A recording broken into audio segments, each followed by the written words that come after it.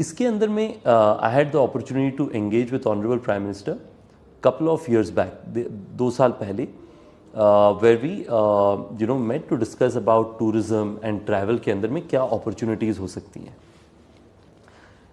I got, I think, 15 minutes of time. True to the fact, meeting started 1 minute before time.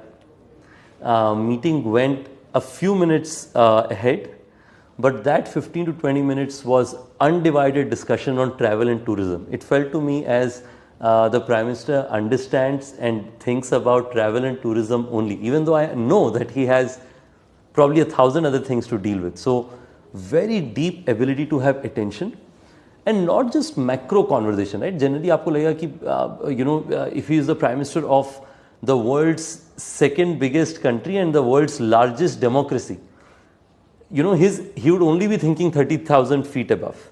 But he can have discussions which are right down at the absolute ground level. And I think this ability of having massive depth and then massive breadth, I always say looking, with telescope and microscope at the same time. I think that makes our Honorable Prime Minister, I have told this a few times, he is truly a startup Prime Minister. He has many attributes of an entrepreneur, right? He thinks big in terms of impact, but before doing so, he experiments that at a small scale. His ability of being able to look at large scale initiatives, but then tracking its execution very closely. So, just for example, why, Startup India is one enabler, but it doesn't happen like 100 unicorns don't get created out of one initiative, right? So there were quite a few things, all had to come together for us to be here. And I can tell you that the world and even Indian own entrepreneurial ecosystem and our talent is in surprise about how have we been able to get there. I mentioned to Honorable Prime Minister that my mother for the longest time thought that pursuing entrepreneurship was a bad decision.